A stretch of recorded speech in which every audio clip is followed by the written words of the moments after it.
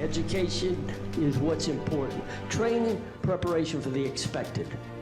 Education, preparation for the unexpected.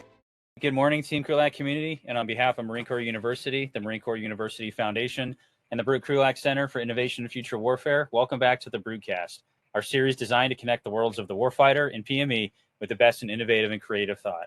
I'm your host, Major Ian Brown, Operations Officer at the Krulak Center. Before we begin, please remember that all opinions expressed here are those of the individual and do not necessarily reflect the views of the Krulak Center, Marine Corps University, the United States Marine Corps, or any other agency of the U.S. government.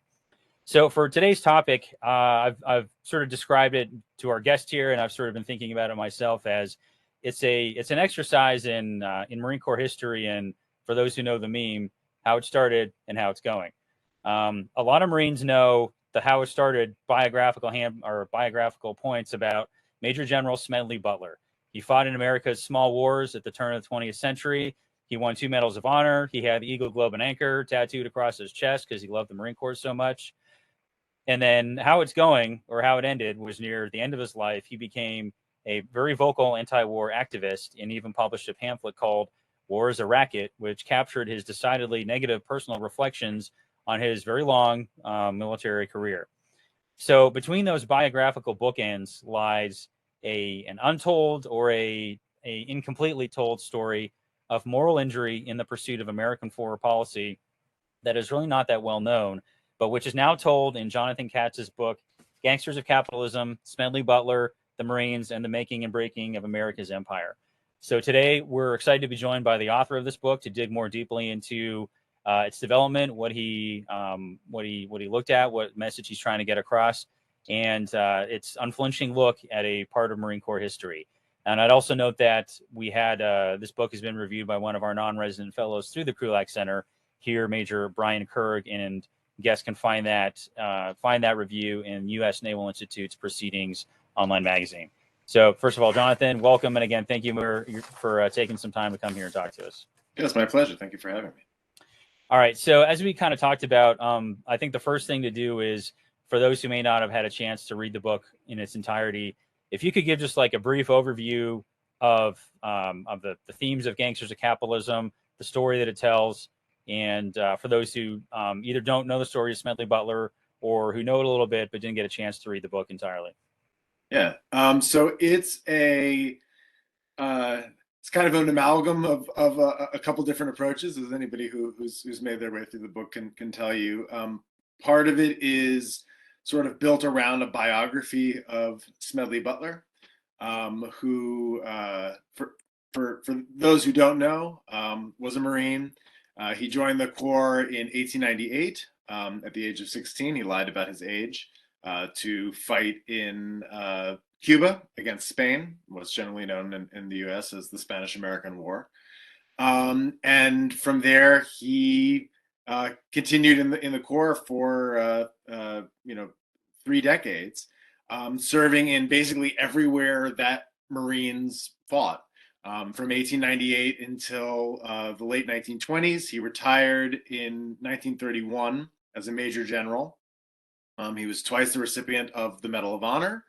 But over the course of that career, the places that he was and fought, the places that the Marines went, were, as he recognized at the end of his life, imperial conflicts in which the United States invaded, occupied, carried out regime change, fomented coups, protected governments that had overthrown other governments in their home countries, and this was all over the world. So anywhere that Marines went from 1898 until the 1920s, I probably don't have to list them all off for all of you guys, but he goes from Cuba to the Philippines and in the Philippine-American War, China, and then all over Latin America and the Caribbean.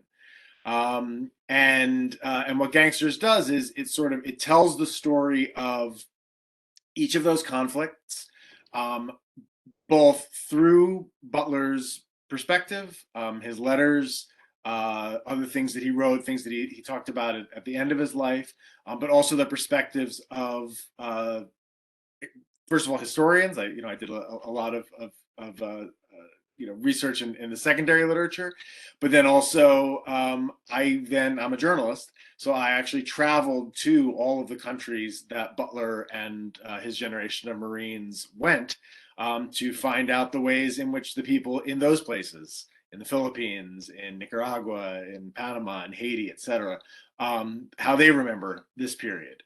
Because the epigraph of the book, it's a proverb in Haitian Creole, "Pas qu'oublier pote mak songer," the one who deals the blow forgets, the one who carries the scar remembers.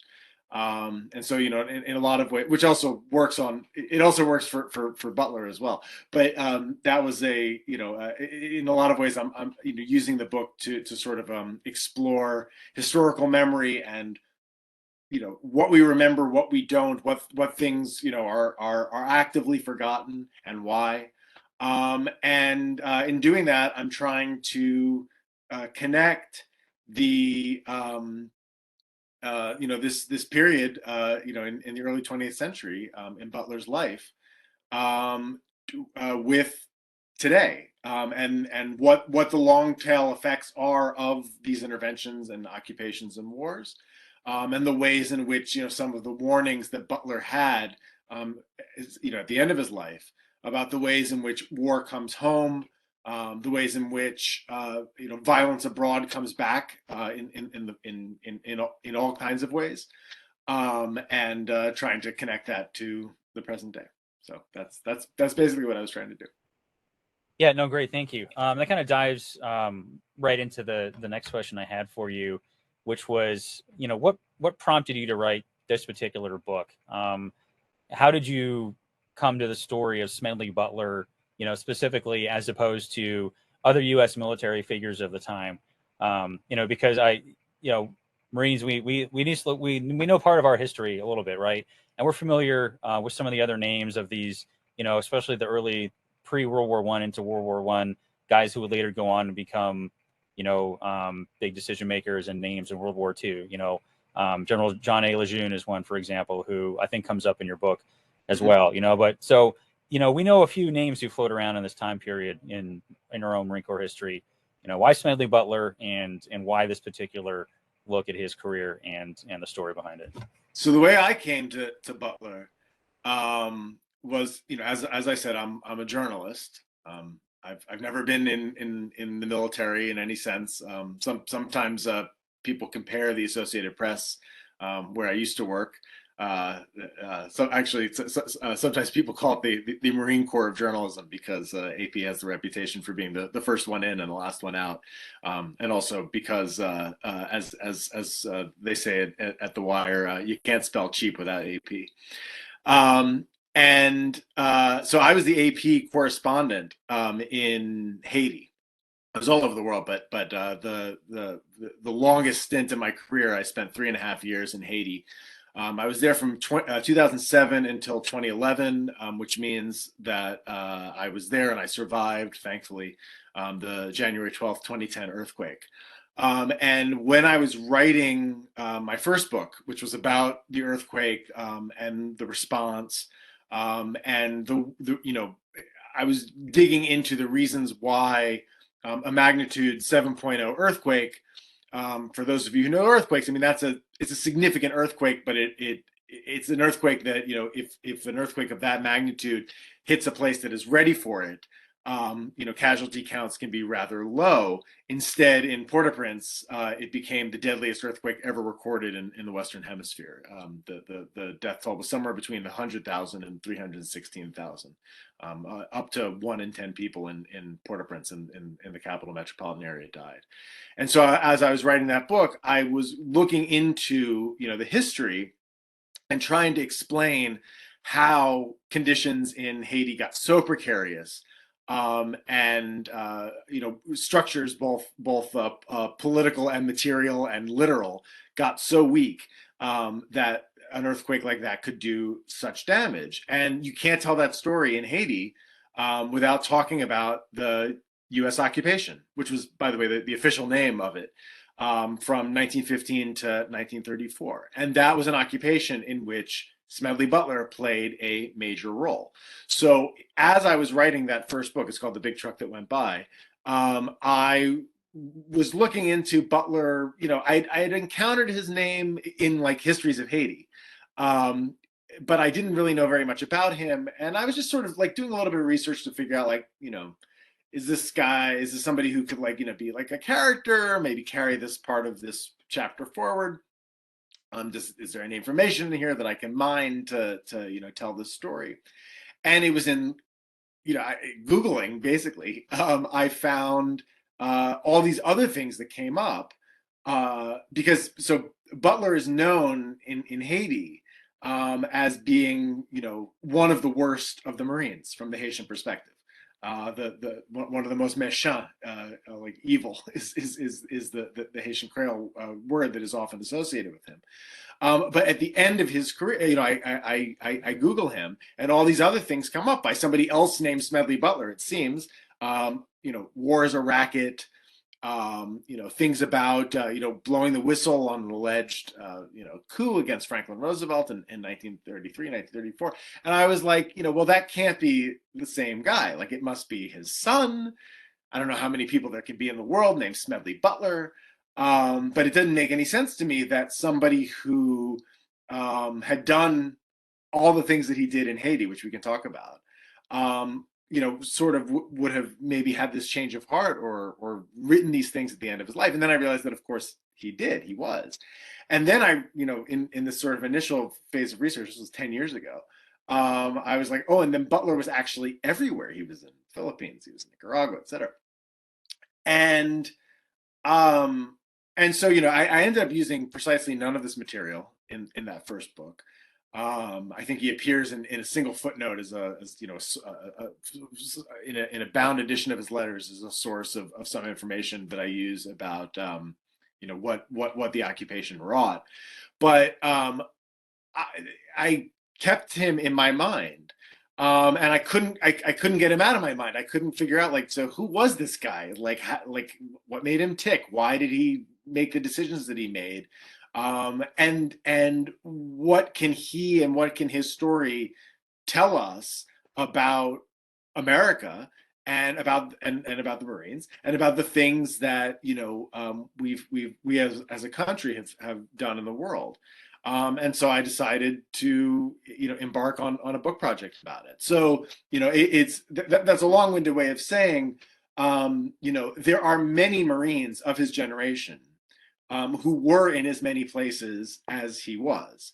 Dan Daly, of course, obviously won as many medals of honor as he did, and in some of the same places. Daly won him in China and Haiti. He was actually recommended for his second one by Smedley Butler, and those were both places that Butler was as well, of course. So there are other Marines who looking back on it, like could have been a vehicle for this, but none of them, from a literary standpoint, from a journalistic standpoint, it is for me, the fact that Butler had this period, an extended period, it was a decade really, and he starts questioning things earlier than that, but that he goes through these kind of reflections that made him just a much more interesting and sort of like he's the kind of character who makes problems for himself that then makes problems for me as a writer and as a researcher that I have to then go solve and try to figure out why did he say this? What was he doing? What was he thinking? If he was thinking that, why did he then do that anyway? Things like that. That other people I think would have not been as rich. But that said, the book is intentionally titled in the plural, Gangsters of Capitalism. Butler in 1935, the title, for those who don't know, comes from an article that Butler wrote in a magazine called Common Sense. And it's for people who know Smedley Butler, it's kind of the source of his famous confession of things. Like he says, he's talking about the things that he did in Haiti and Central America and China, et cetera. And in that article, he says, I was a racketeer for capitalism. But I decided very early on before I even had the book contract, that it wasn't going to be a book about one gangster of capitalism, about Smedley Butler. It was about everyone. It was about all of these Marines, and then even pulling the camera back even farther than that, everybody who was in sort of the American apparatus, from business leaders to politicians to people in other service branches, etc., who Butler is talking about. And so in that sense, it is Smedley Butler's on the cover, and he's definitely the main character of the book. But all of those, I guess we were talking about Dan Daly, Jean Lejeune, Littleton Waller, who was Butler's mentor in the Corps, and many more. They all make appearances throughout, because it was an astoundingly small group of people who were kind of everywhere doing everything. Yeah, and that's good context, because to I guess to only tell the Marine story, like, we don't just go to other countries on our own volition. Like, we don't like, hey guys, do all 1,000 of you want to go on vacation and take all your weapons with you? Right. We are told to go places, by civilian authority to go do certain things. So I think I'd like to kind of go more into the sort of the historical memory that you found in the places that you went to, kind of starting with Haiti, but then as you moved around. And so, what, and your book does talk about this, but if you could sort of lay it out to the audience, what was the historical memory in these different places, from the people who live there, who were the ones who saw the Marines coming in? As you described it in Haiti, it seems like Butler's not the hero of that story. And it's sort of the story that I don't want to oversimplify. I'm just sort of talking personal. My own historical memory is, in the Marines, we look at this period as it was formative for a lot of the people, more than one, not just Smedley Butler, but a lot of the people who had then leadership and more combat experience of World War I, and then who would go on to have more senior leadership and experience of World War II, but sort of formative years. And we look at it as the small wars. I'm using air quote here, small wars period, where we went to a lot of different places, and one of the outputs of that was the Small Wars Manual, which we revisited.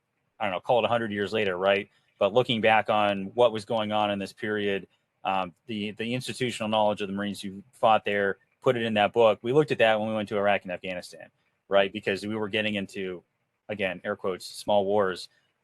What did they do? What were their lessons? And how can we apply those to these new places that we're in now? Well, the application of those lessons, like, they weren't done in a vacuum. They were done to the people who live there. They experienced those lessons that we captured in that book. So, what was their perspective? What is the historical memory of the small wars that we put in a book and we looked at as a historical document? What was it for the people who live there and who remember or maybe don't remember the Marines coming to town? Yeah. And I mean, the Small Wars Manual, by the way, I mean, that really, it comes out of the field notes of, Smedley Butler and again, the small group of Marines who fought under him. Their experiences, particularly in Haiti. And then Butler was in Nicaragua earlier in the 19-teens. But Hickox Uckley and the other Marines who fought with Butler in Haiti, some of them then went back to Nicaragua and put some of the things that they had learned with Butler, as Butler was sort of helping invent counterinsurgency doctrine in the mountains of northern Haiti in 1915, 1916. They then put that into practice in Nicaragua. Chesty Puller's there as well. And that essentially is what becomes the Small Wars Manual. Yeah, that's an important thing to talk about. The memory it's interesting. It varied. There's not a single answer. We're talking about a bunch of different countries and a bunch of different people within those countries. In Haiti, there's a very, very strong memory, historical memory that's handed down of the U.S. occupation. For anybody who's been paying attention to the news this week, the New York Times put out a big package about the French indemnity, the French ransom that was imposed on Haiti in the aftermath of the Haitian Revolution, starting about 2 decades after the end of the Haitian Revolution, and that history, it ties directly into the U.S. occupation because it was essentially U.S. banks, especially Citibank, now Citigroup, that the Haitian government took out loans from the Americans to pay back this French ransom, and then that was used as a pretext to invade. The invasion actually starts a couple months before the full invasion.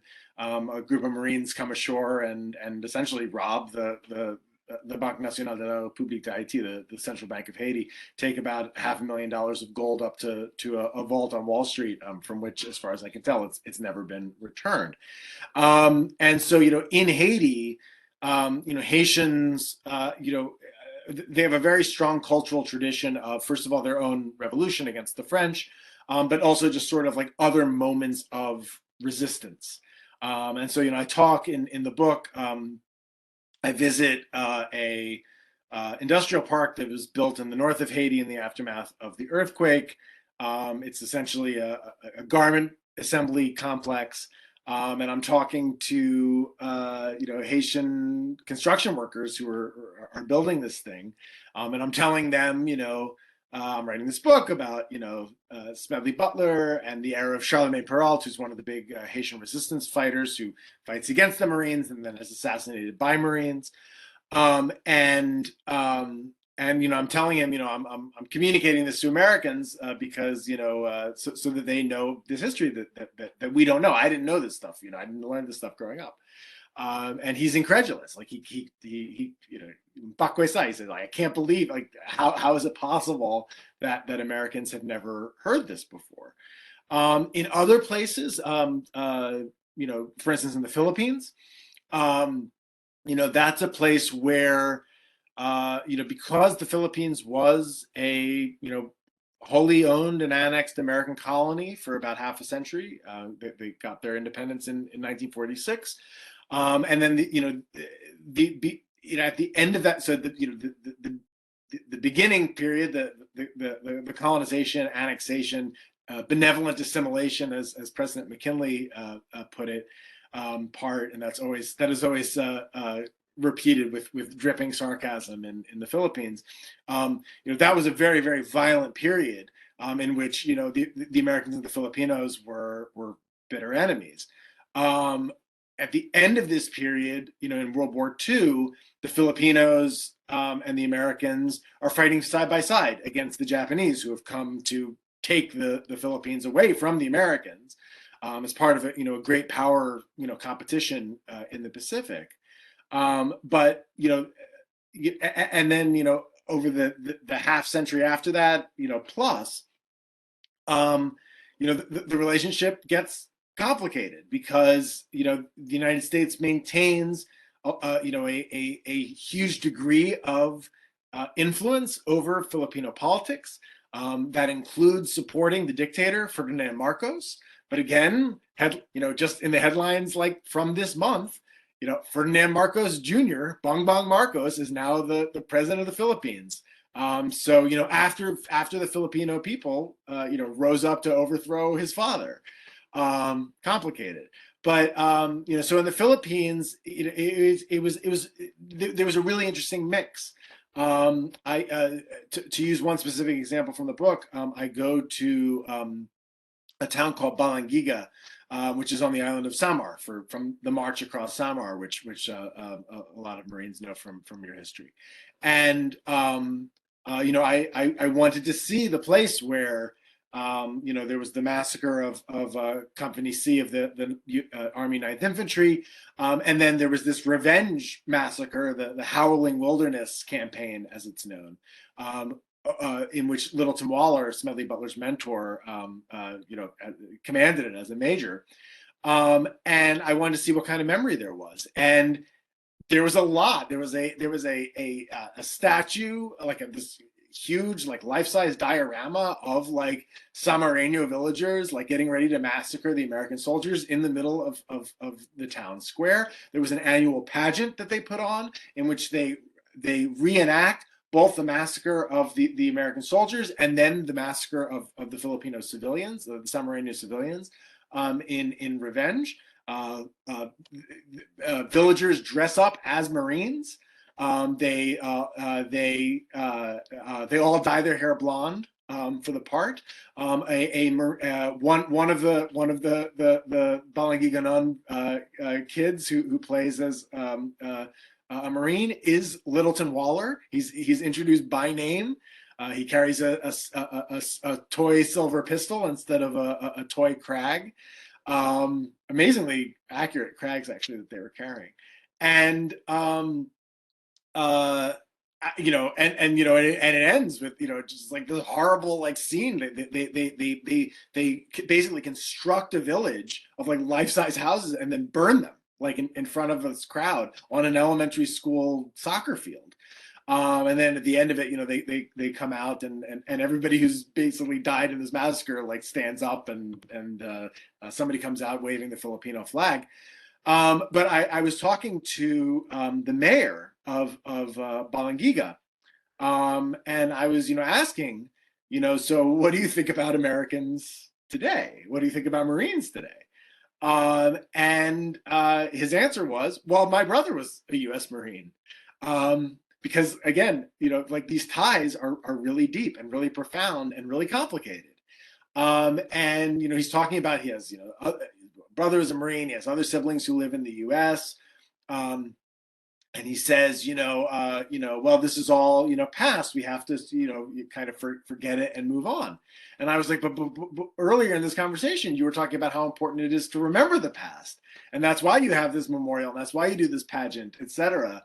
And that's why they were at that time clamoring for the return of church bells that had been taken actually by the army as booty in the aftermath of this massacre. They were returned a year after that, after I went to visit. And I say, it's almost like you have to remember and forget at the same time. And he says, yes. And there are other examples. I mean, I could talk about,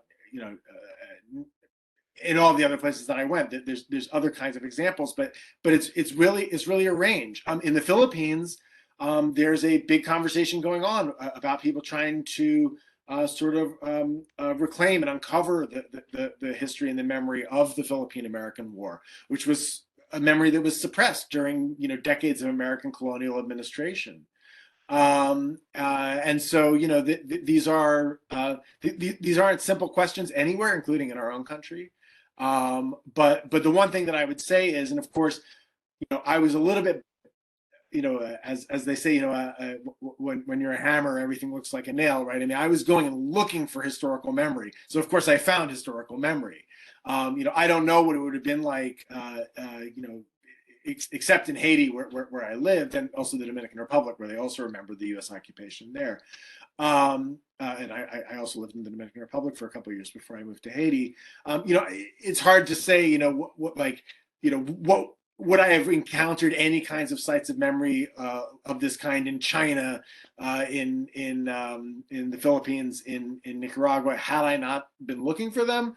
That's a hard question to answer, but I can say, and I know I've gone on at length, but we could talk about the example of China more, because that's a really important one. That once you look for them, they're everywhere, and especially in China, where they're using their memory of what is officially known as their national humiliation, their 100 years of humiliation, in which the U.S. plays a major role. That is used by the government of Xi Jinping to stir up all kinds of anti-American sentiment and stoke this new great power rivalry across the Pacific. These are all very, very important conversations to be having. Yeah, and maybe I think especially if we could explore the China example a little bit more, because that's obviously I was talking about forest design earlier, like not all, but a significant portion of our forest design changes are are aimed, at China and in that region.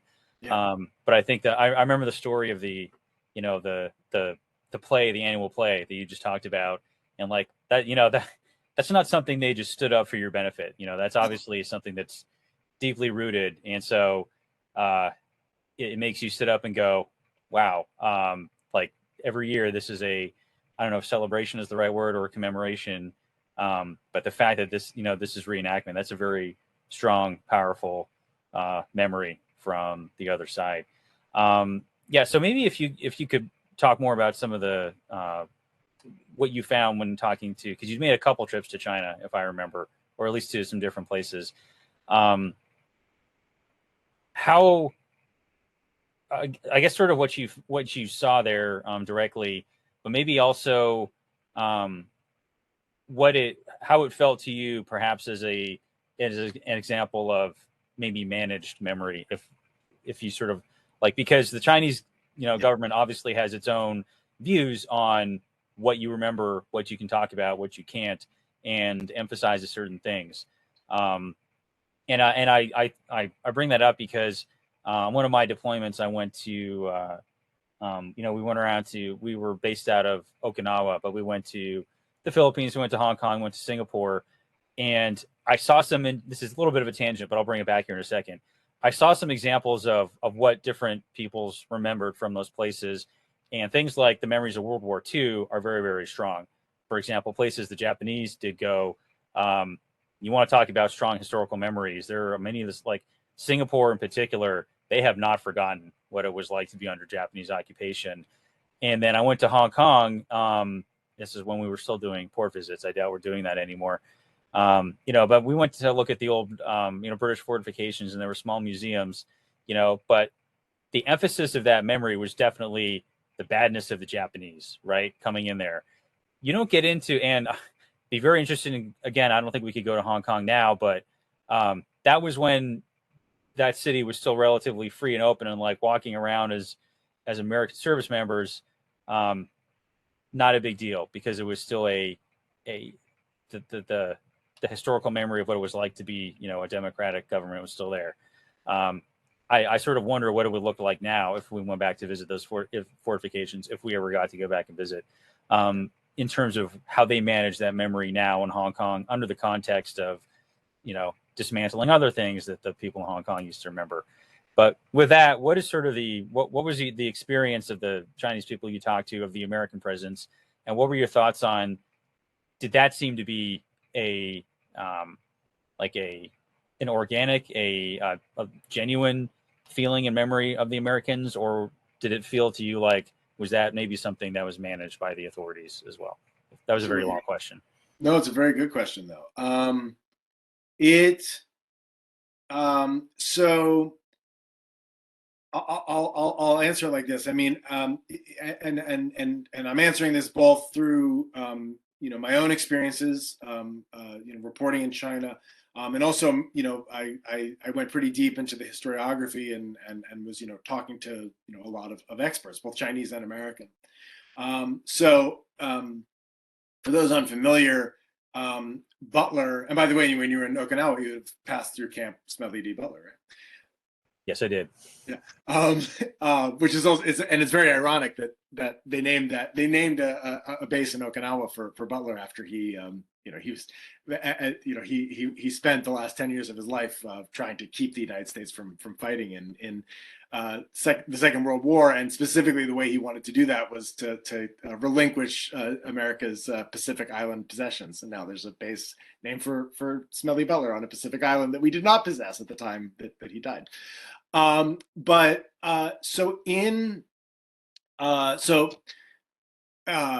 first time the Butler goes to China is in 1900. He is part of the it's known as in China as the 8-nation allied force. It was an alliance between basically 7 Western powers, including the United States and Japan, to invade China to put down what was known as the Boxer Rebellion, which, again, that's a little bit complicated. It started as sort of it started to some extent. It was an anti-foreign rebellion. It was an anti-missionary rebellion, but it was also at the beginning sort of against the ruling dynasty of China. But then the Qing dynasty, the imperial dynasty, allied with these peasant rebels, and then this eight nation allied force invaded. That included the United States.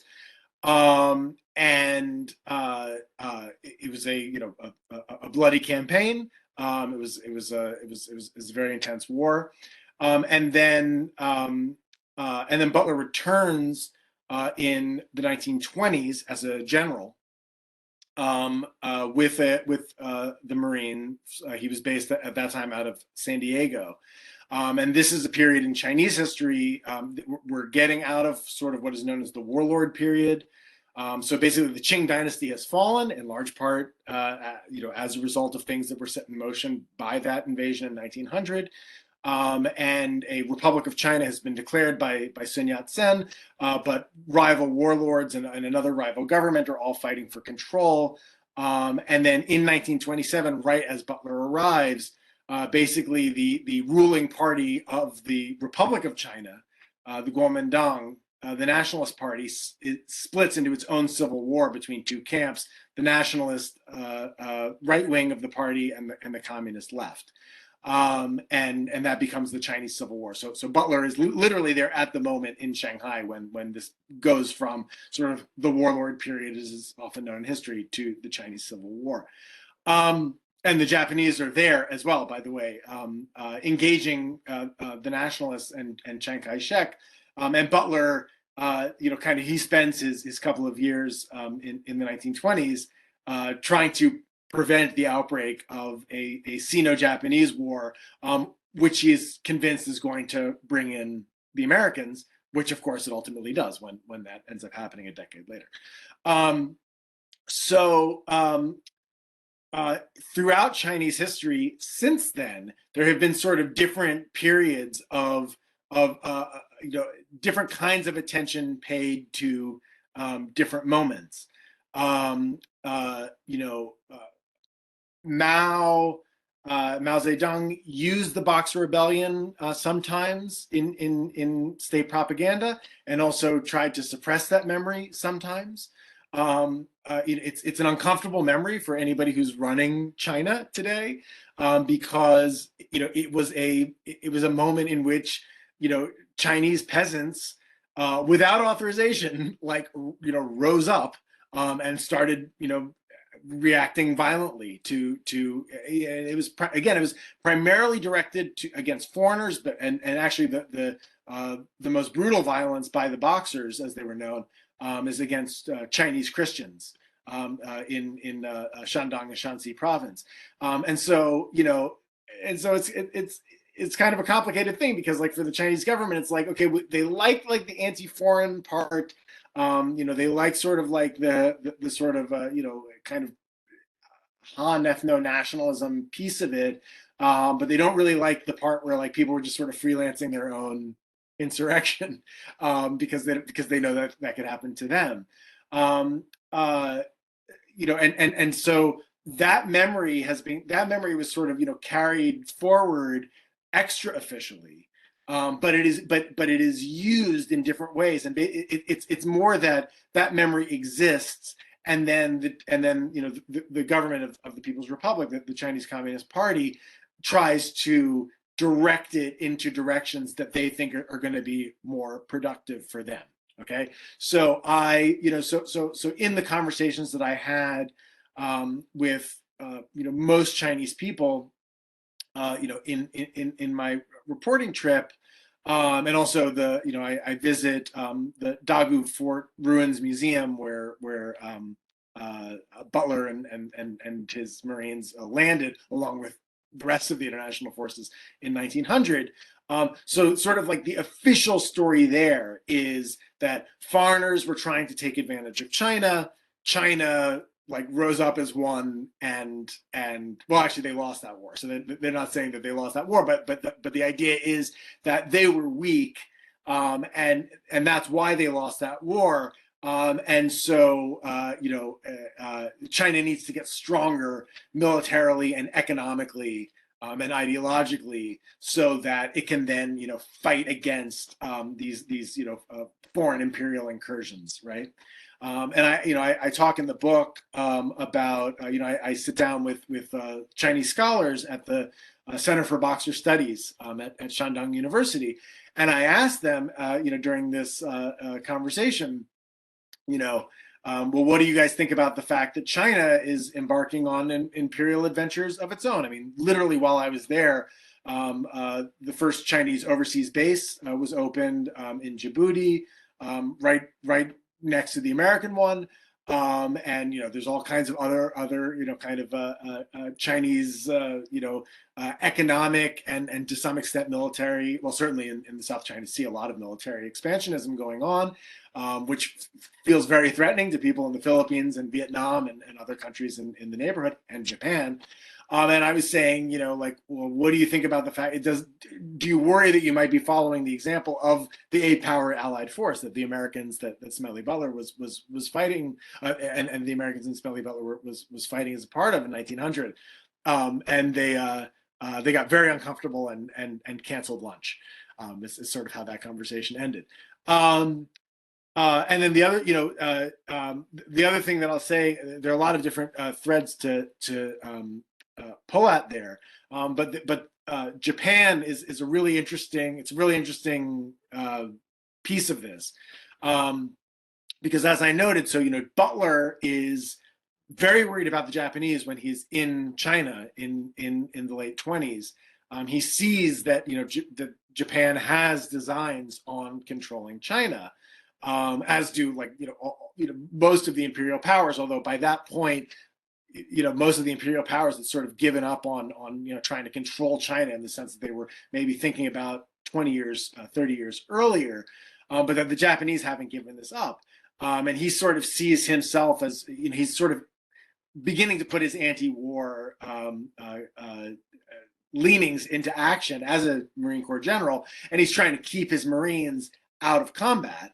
And he does successfully keep a sort of an allied international force, which would have also included the British, but importantly the Japanese, from engaging the Chinese nationalists as they're moving through the city of Tianjin,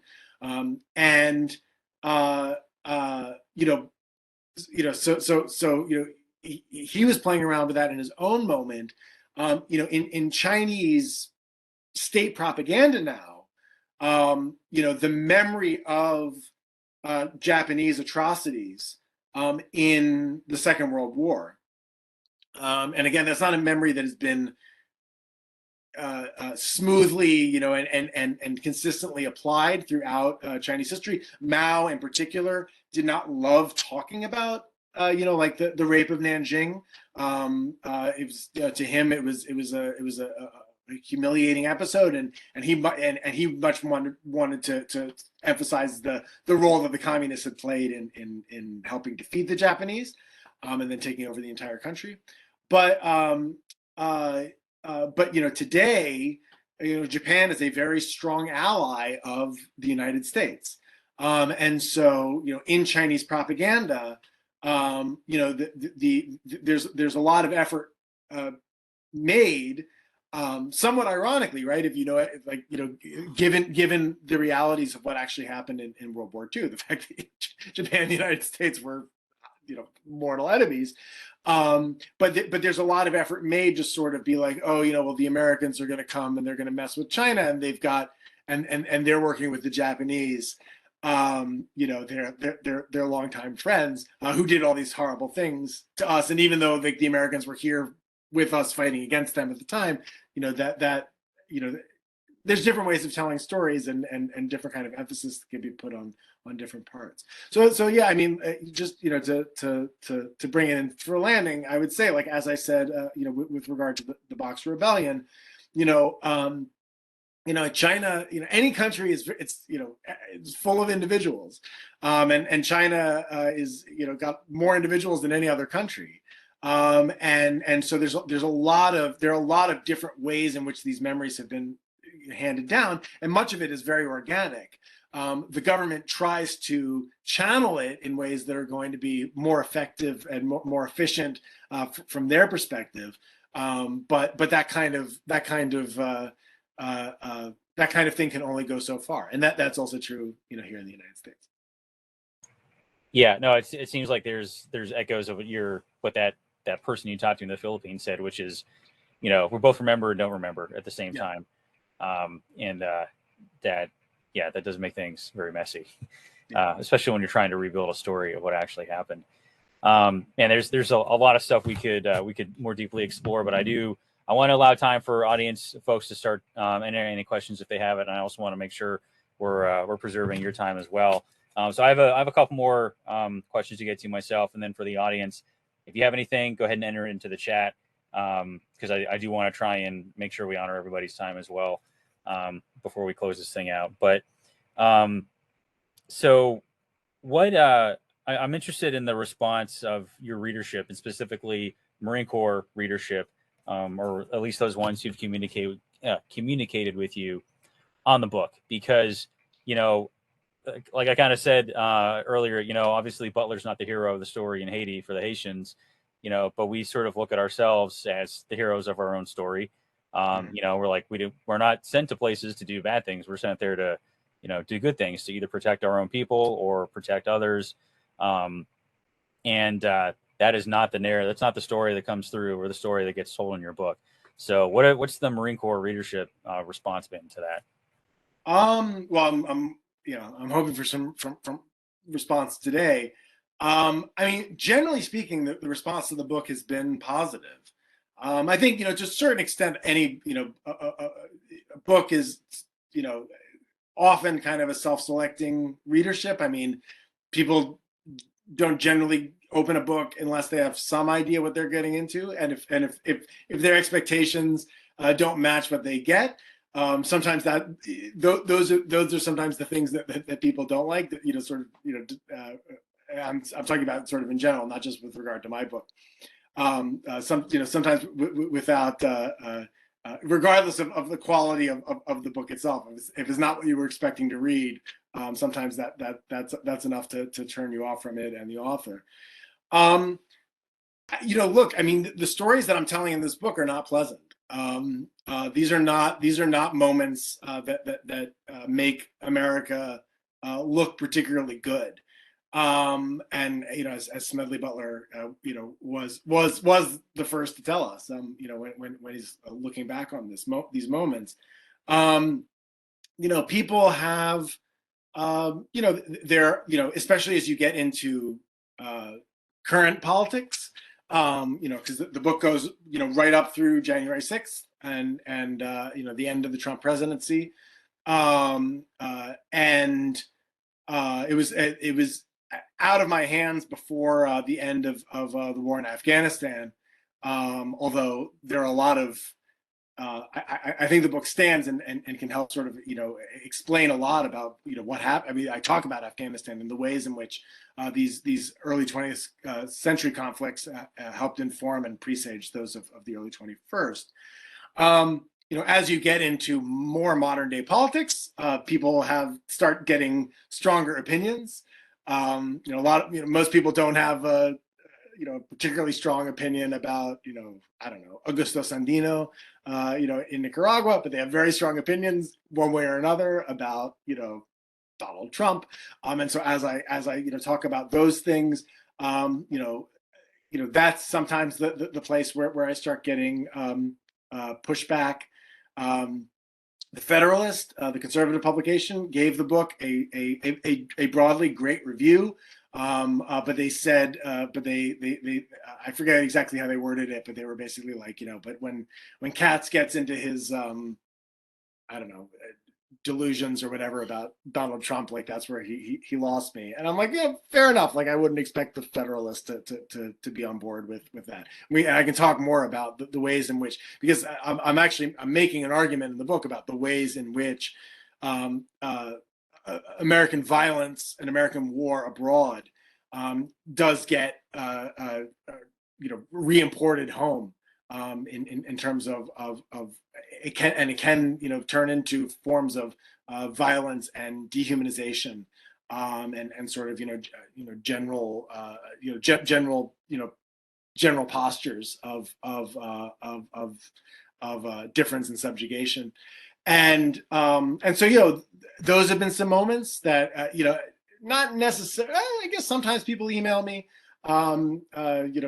leave 1-star reviews on Amazon, things like that. But generally speaking, people seem to like it.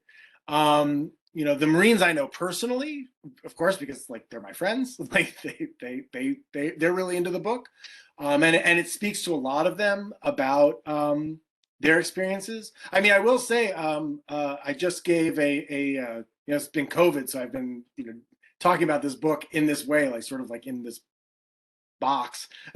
But I finally got back out into the world a couple weeks ago. I was at a book fair outside of DC, and there were some veterans, some active duty folks who were about to leave. I think the one I remember talking to the most was Army. But it really spoke to him and his experience. I also did a podcast, which some of you guys may know, called "A Hell of a Way to Die," and those are also veterans. One's a Marine, I think one was a soldier, and they had me on, and they talked about the ways in which reading Gangsters spoke to them about their own personal experiences in Iraq and Afghanistan. I think that generally, the ways in which, Butler, and this really comes through in his letters. And by the way, I big shout out to the Marine Corps Archive at Quantico, because, a ton of the research that I did was sitting in that room, going through, box after box after box of Butler's voluminous letter collection that were preserved by his family. There are also some other repositories of his letters in a couple other places, but Quantico has the bulk of them. Like, you can really see in his letters, somebody who's at war in real time, both sometimes he's very proud of what he's doing, and sometimes he's really struggling with what he's doing. Sometimes he's bored. Oftentimes he wants to be somewhere else doing something more exciting. I very much recognized in him and his letters, his experiences with both PTSD, which I deal with in my own life through my experiences in conflict situations, and especially the earthquake, and also his experience of what's now known as moral injury. All of those things really come through, and I think a lot of veterans and a lot of people who've served in the Corps, I think they recognize that in him, and I think it comes out. And I don't want to spoil the end of the book, but in the epilogue, I talked to he's Air Force, but I talked to a guy who I run into at Butler's grave, who also spoke to that. So I think. And I don't know the extent to which, if every single Marine read this, what their response would be, but I think the ones who are finding the book, that it is, to some extent speaking to things that they've gone through and things that they're dealing with. Yeah, no, and actually, your ending comments there. I had a question here from Nayla Mengel, who works over at our National Museum of the Marine Corps, and I think her question was, did you feel an affinity with Family Butler, because you were someone who has done reporting on you talked about it earlier, investigating what the UN was doing down in Haiti and the offshoots of that, and it does sound like you recognize some things that he was going through that you went through in your own career as a journalist. Yeah. I and also shout out to the Museum of the Marine Corps. Is great. Got to see Family Butler's uniforms and his flag topper from his flag of the Gendarmerie d'Haïti, the client militia that he set up down there. That was also a wonderful experience. I actually talk about the museum in the book, especially the World War I exhibit in the chapter about Butler's time at the rear in World War I. Yeah, I mean, I'm not gonna lie. Like, I definitely did feel an affinity for him. It's a complicated affinity, because like he's doing horrible things, and a lot of the things that it's very hard, to read about some of the things that he did, and some of the things that he looked away on in his life, as they were happening, and say that like, oh, like, my good friend Smedley, but but he's also funny and thoughtful and interesting and complicated in the way that people are. And it's very hard, as insofar as this is a biography of Butler, it's very hard to spend time with the subject of a biography and not develop a real affinity for them. I actually got to know. I talked to two of Butler's granddaughters, both of whom were in their 80s. One of whom, in particular, Philippa Wheely, was a great help for me, especially in the latter stages of putting the book together. And I felt a great affinity for her, and I think I visited Butler's house at the end of his life in Newtown Square, and I could definitely see all of us sort of hanging out around the fire. But maybe I don't know that we would have agreed on everything, but I did recognize something, and I recognized something as I was noting, in his experience and his questioning of his own experience.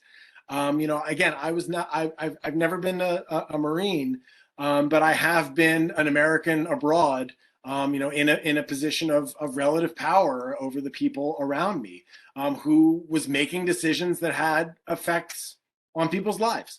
What stories I told, what stories I didn't, what things I investigated, what official lines I repeated, or sourced, but perhaps less critically than I should have. And I do recognize in Butler somebody who was looking back over a lifetime of doing those things. I too didn't choose where I went. I mean, especially when I was at AP, they were just like, go. The reason I moved to Haiti was because my boss called me and said, go to Haiti. So I went to Haiti. That was it. That was the only reason I went there. I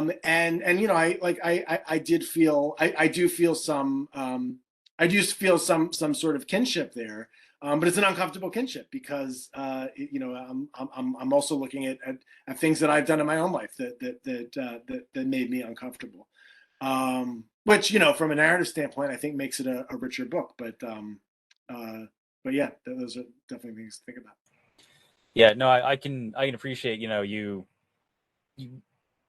you can have empathy without having sympathy, I guess, for to, as you said, the things that he went and executed as a Marine that you describe in the book, horrible things, not things that you would put on, that you would sort of hang on your wall afterwards. But in kind of in that line though, like, as sort of that this how it started and how it's going thing, right? Like he started, and in some of the correspondence I recall, what he was doing as a Marine and what his units were doing there didn't seem to really affect him, only to the point of he wished he could do more of it, right? Like he was constantly frustrated he wasn't sort of getting out into the action, but he still ended his life, writing this very anti-war screed and going kind of on the lecture circuit. So it, like, whether he eventually felt that he was ashamed of everything he had done, or if there was just like some of the things he had done, but it seemed to bother him enough that at the end of his life, he really had he was singing a different tune, and he was trying to achieve different goals than he had when he was in uniform. Why do you but he, as you said, like, it's plural, right? It's gangsters, right? Not gangster. There were many other people who were involved in the same things at the time, and they didn't go off in this direction.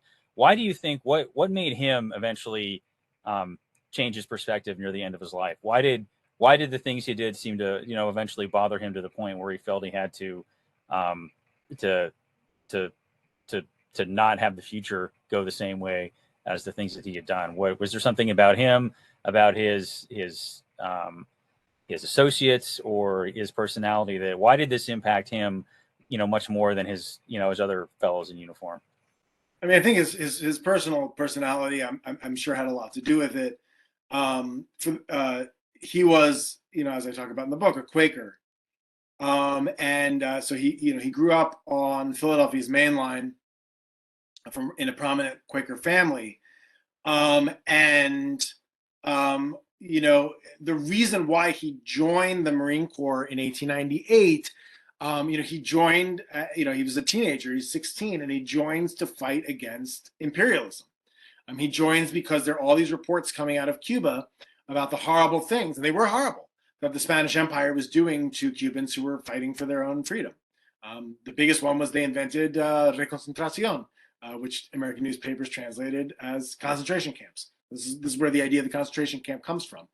It was initially a Spanish policy in Cuba in the 1890s.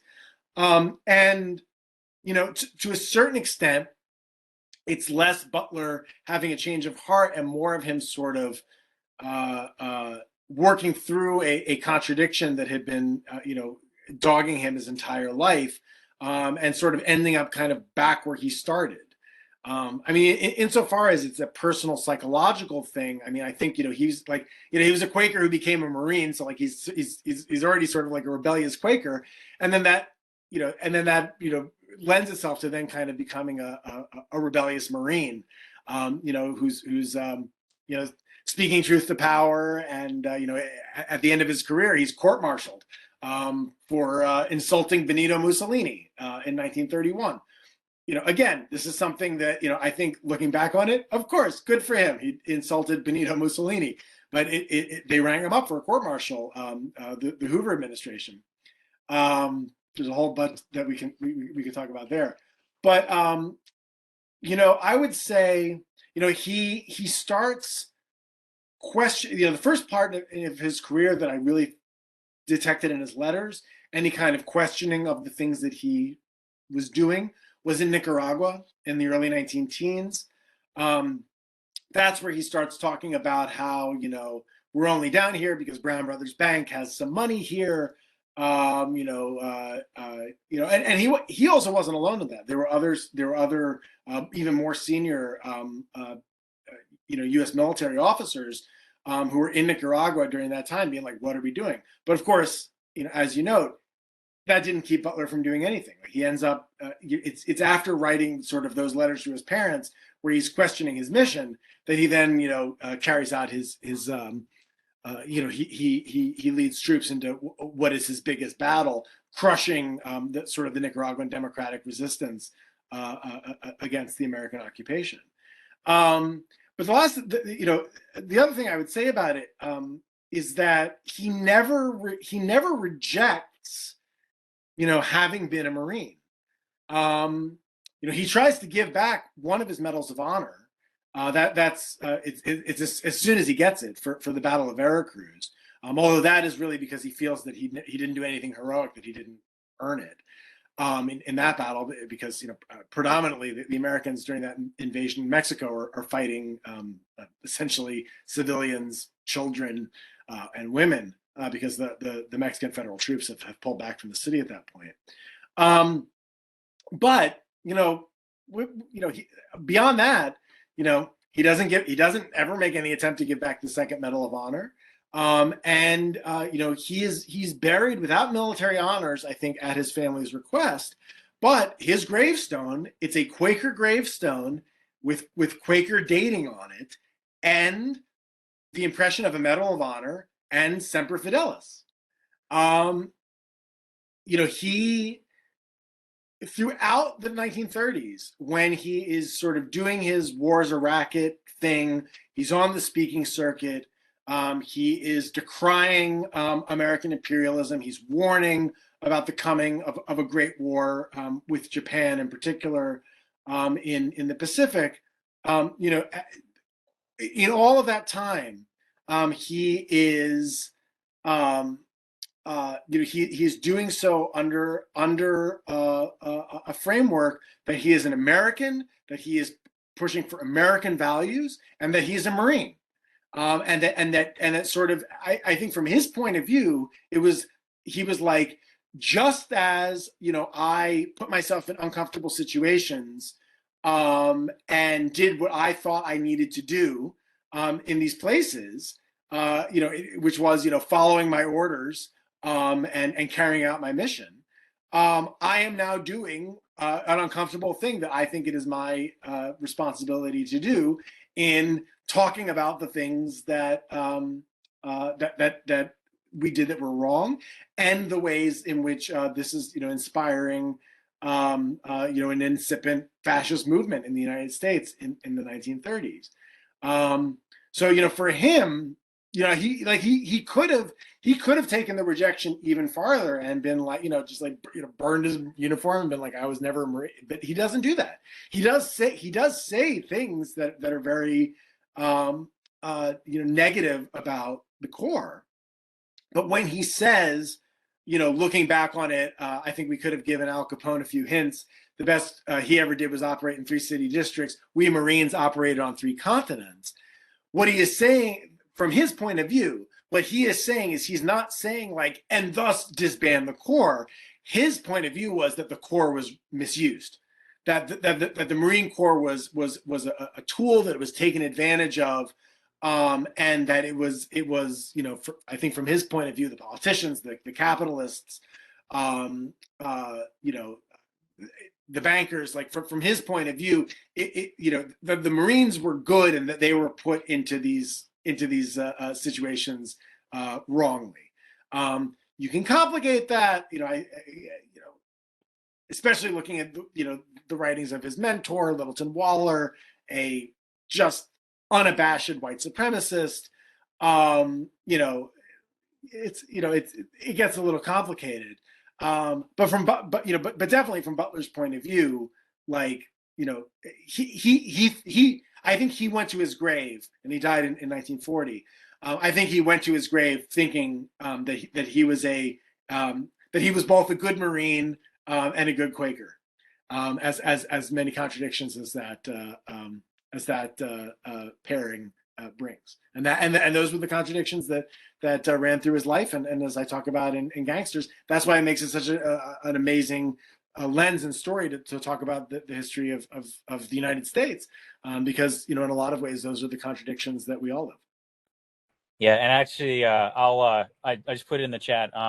If folks are able to hang on a little bit past the hour here, I got a couple more questions that I would like to get in front of you as well, if you got the time here. Yeah, I got it. But that point of contradictions actually leads very well into one of the next questions here, and this is from Jeffrey Alperin, and I'll sort of frame the context. Like, so, your book looks at a very uncomfortable and unpleasant time in American history.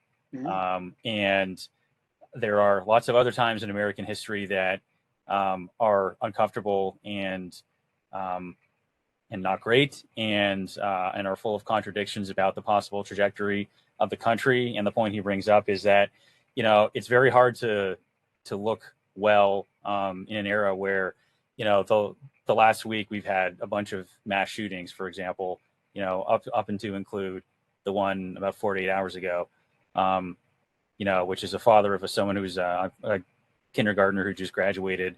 His last day of school was yesterday. And man, I was having thoughts about what the last day of school really meant, but that's what's going on around us, right now here. So with, looking at the area of history you examine, and then, as American history has had its ups and downs, what are your thoughts on the trajectory of America's future? Are you optimistic about the future? And if you are, why? That's a good question. Am I optimistic about the future? I try to retain optimism.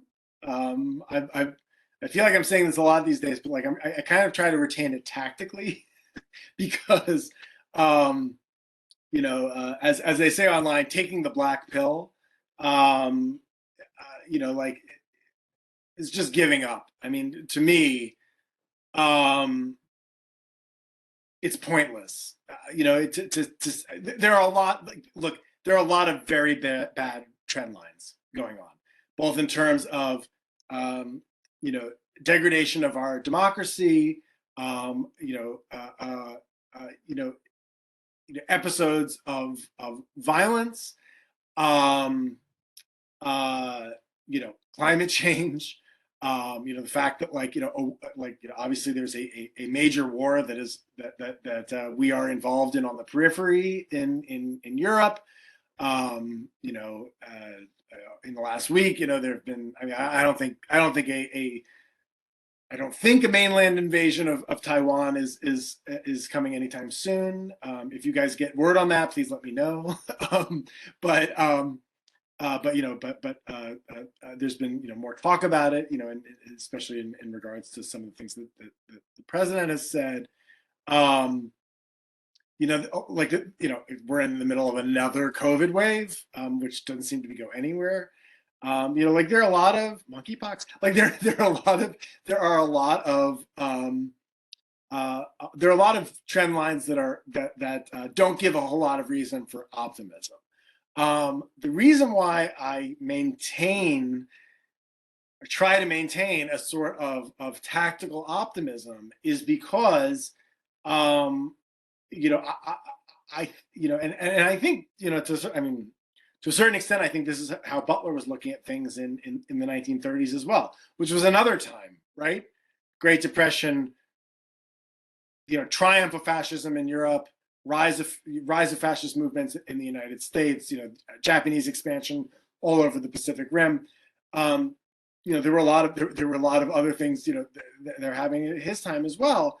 And I think, you know, his feeling was like, you know, you got to fight. Like you have to figure out the things that you believe in and fight for them. And as long as, and my feeling is that as long as there are people fighting for the good parts of America, you know, who are fighting for our democracy, who are fighting to, you know, make good on what Martin Luther King called the promissory note, right, of the Declaration of Independence. You know, something that's really never really fully been true, that all men are created equal, or that all people are you know, equal under the law and equal in American society. But that's something that we can fight for, and you know, we can fight to limit war to where it is only, you know, strictly necessary. Butler said, he was asked, you know, are you a pacifist? I quote this in the book, when he was asked, you know, are you a pacifist? And he says, hell yes, I'm a pacifist, but I've always got a club behind my back. You know, he like, again, it's a contradictory answer, but like, you know, that you know, my feeling is that as long as there are people who are out there who are willing to fight and make sacrifices, you know, for what's right and for safety and for and you know, to protect our children. I have a 2-year-old, so I totally feel it. You know, to fight and you know, hold corporations who are causing climate change responsible and reverse the you know, the you know, those effects that are still in our capability to reverse. You know, that's where my hope lies. It is not. I do not subscribe. You know, I think that you know, President Obama and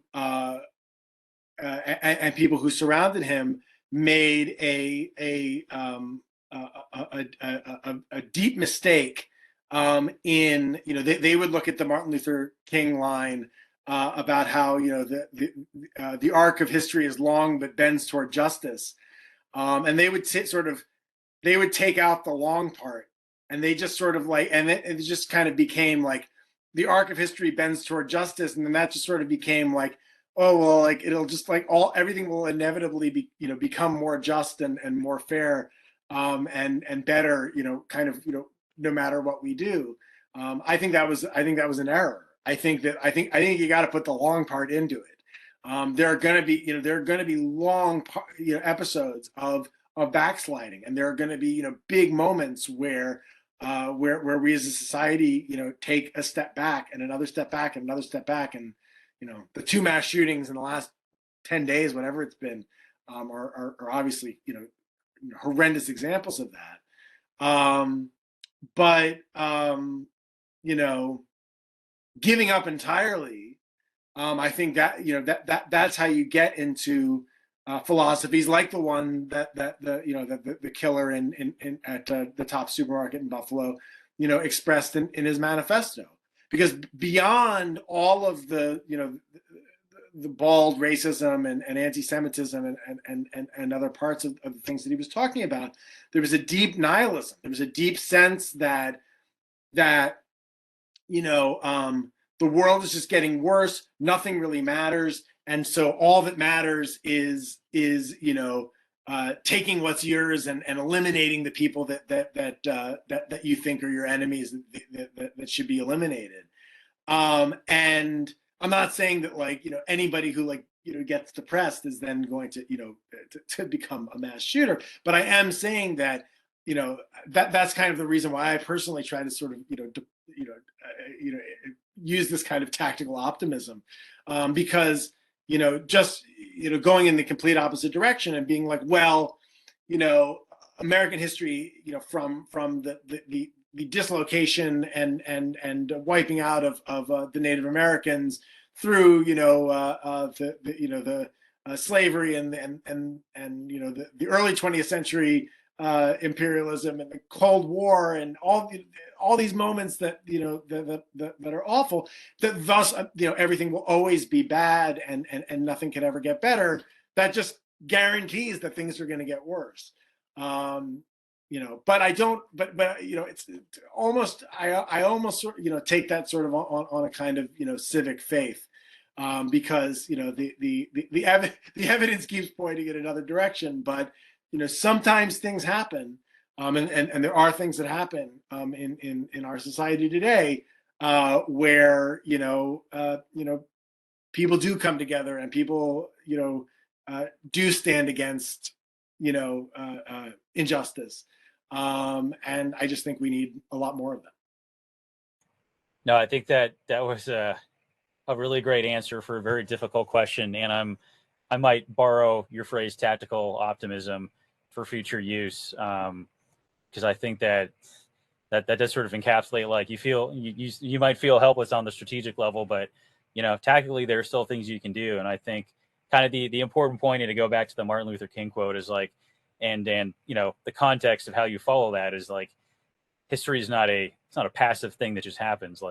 You and me and everyone, we have agency. We can bend that arc or not bend it, but we're not helpless. And that starts with understanding that. I'd say even looking back at your home, what do you do with your 2-year-old? What do I do with my kids? What do we teach them? We have agency, and that's a place where we can start there. I got 2 more questions, and then if I don't get anything else in the chat, I think we're already past the hour, so we'll be looking at wrapping it up. So next question is from kind of looking into your future now, from Lieutenant Colonel Curtis Kobek. He's our Operations and Outreach Officer here at the Krulak Center. What's next for you? Do you have any offshoots from this particular project that we can expect, or do you have any other major projects, maybe not related to this one, that we can look for?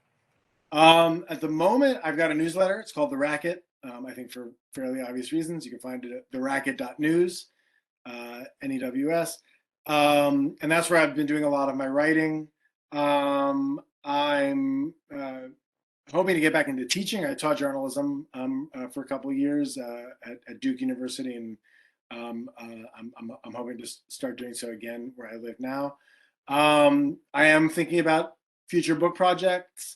I'm talking to some people about maybe trying to turn Gangsters into a movie or a documentary or something. There are a lot of different forms that it could take. But yeah, I will obviously keep everybody posted. But yeah, if you follow me on social media or sign up for the Racket, I will. I'll keep you all abreast of next moves as I have them. At the moment, launching a book is it is an undertaking in and of itself, and it's been about 5 months now. So I'm starting to move on to other things. But yeah, and I've still got I have some journalism projects going on, and we'll sort of see which ones bear fruit, and hopefully they'll be coming to an iPhone screen near you. All right, great, thanks. Well, we'll look forward to that. And as you mentioned in your book, you do have some film experience, so maybe something on Netflix or Amazon streaming here might be in the future. Absolutely. We'll look for that. All right, so final question, and this is something our director here at the Krulak Center, Ms. Valerie Jackson, wanted to ask you. Like I said, unfortunately, she's got other commitments this week, but this kind of breaks it back to what can the Marine audience take away from this? And if there is one thing that the Marine reader can take away from your book that you would want them to walk away with, what would that be? I mean, so I'm going to, the first thing I'll say in response, it's a very good question. The first thing I'll say in response to it is that, I'm just the writer. I put things out in the world, and then people take them and run with them. And I'm much more interested generally in learning the things that people take from my writing, than me sort of being more instrumental and telling them, like, this is the lesson that you need to take out of it. It's more experiential, and it's experiential for me as well. I think the thing that I hope that everybody takes away from Gangsters, and this includes Marines, is just a deeper appreciation of the complexities and the realities of American history. And again, this is going back to the thing that we were just talking about. I'm not trying to do it in kind of a black pill. I'm not just trying to depress everybody and tell everybody that, like, the United States is bad. It's good. But I mean, we're a wonderful country in a lot of ways, and we still hold a lot of great promise. Much of it's still unrealized. But I think it's important to understand the ways in which, we were talking sort of earlier about the ways in which, history is instrumentalized, in China, right? It's a very different system, but things like that also happen in the United States. And we tend to look away from the uglier moments, and we tend to look away from the parts that that not only make us question, like, who we are in a moral sense, but in a material sense, help us explain, like, how did we get to be the way we are, right? How did things get to be this way? Again, I was talking about the New York Times series, in which, like, so much of France's economy was built on extraction, right, from Haiti, and some of that extraction that ends up here in the United States. And then there's it's Gangsters of Capitalism. Like, a lot of the things that I'm talking about in this book, the things that the Marines were involved in were expressly, wars for oil in Mexico, wars for land in Panama, wars for the banks in Nicaragua and Haiti, etc. Those had real material impacts, and a lot of the things that surround us today, that we take for granted, are things that my friends in Haiti and other places can't take for granted, because that wealth was taken from them by force in a lot of cases. And whether that means that we need to find ways to give some of that back. I mean, like, the gold that the Marines took from the central bank in Haiti that ended up on Wall Street, we could give that back, that amount of money back for sure. And also the ways in which that then, can help us. I think my video lagged a little bit, but that can help us look at people in these countries and in these other parts of the world differently, right? That it is not just like an inborn inferiority or some kind of, like, cultural pathology, that has made people in countries that Americans often sort of dismiss as the third world, the way that they are, that there is an actual history there, in which we did things that hurt people and still have effects today. And that kind of outlook, it just, for me, and I think for anybody reading the book, including a Marine, I think it can just change the way that you walk around the world, and it can change the way that you interact with people. Wherever you're deployed, or whatever you're doing, it can help you look at people as being people like you, who have these long trains of history behind them, which prop them up in some ways and hold them down in others, just as we have our own, right? Both personal and societal. That would be, I think that would be a great thing for people to take away from it. I think Marines can learn a lot from somebody like Smedley Butler. I don't want to, you've invited me. I don't want to be like, encouraging insubordination on this webcast. But Smedley Butler was somebody who went through a long and I think belated period of self-reflection. And I think that he was looking back and asking himself, are there things that I could have done differently in real time? You don't have to take my word for it. Like a lot of Marines and a lot of people, who've lived between Butler's era and ours, have looked at his example and used it as a way to ask themselves those questions, question power and maybe question their orders sometimes. I don't know. Again, I'm just a journalist. I'm not telling you guys to do this, but I think those are things that those are lessons, and those are conversations that can be had. But again, the book's out there. You can read it. Tell me what you think. Love it, hate it. Get lessons out of it that totally different from the ones that I'm talking about here. It's everybody's now. Yeah, no, great. That was a great answer. And I just to for the sake of posterity in the recording, we're certainly not talking about, disobeying rightful and legal orders that come down from the chain of command. Although I would, there's a whole sort of separate category of unlawful and illegal orders that, not only are you not supposed to follow, we say in our own rules, you have a moral obligation not to follow. So, but we're not talking, about general running amok and not listening to anybody, because that's not what the military organization does. I don't want to knock on my door from somebody. Yeah. But no, I think, that ties back into what we were talking about before we started recording, which is our organization.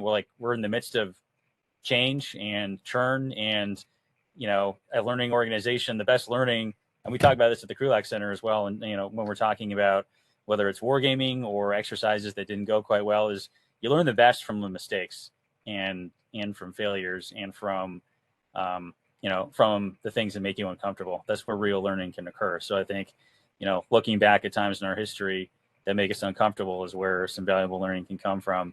And to your point about the truth to power, like you said that a couple times now, and anyone who's been in the Krulak Center spaces knows that you can't see it, but behind me, up over my cubicle, we got a picture of General Victor Krulak, our namesake here, talking to President Lyndon B. Johnson.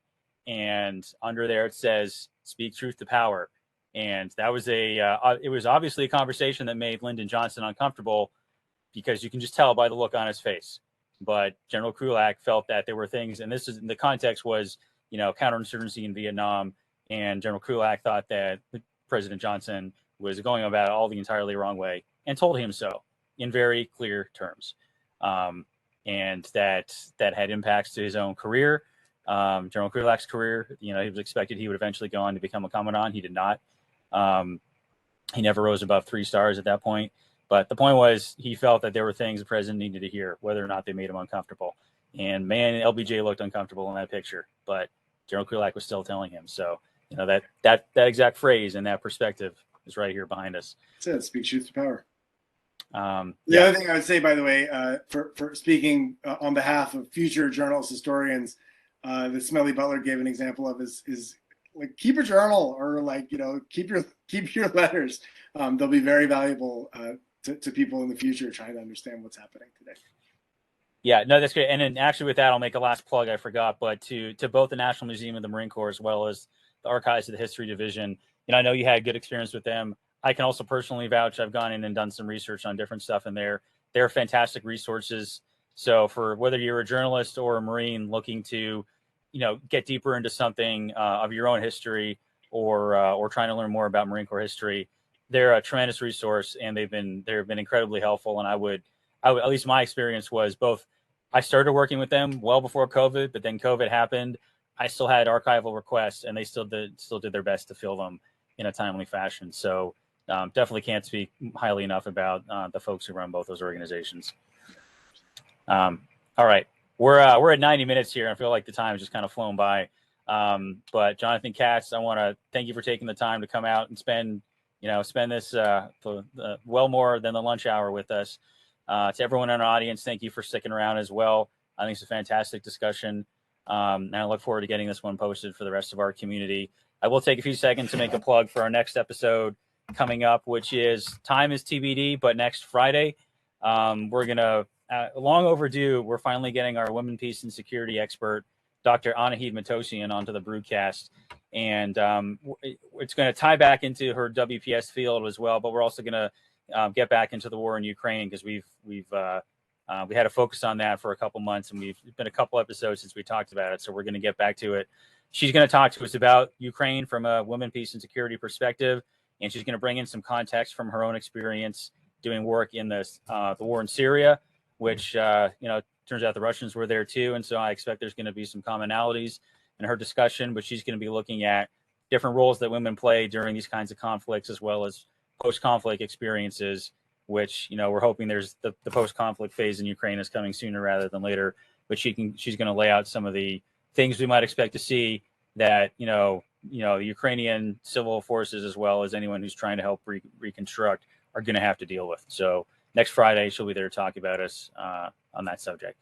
All right. Again, thank you, sir, very much. And definitely thank you for your time today. Thank you. Education is what's important. Training, preparation for the expected. Education, preparation for the unexpected.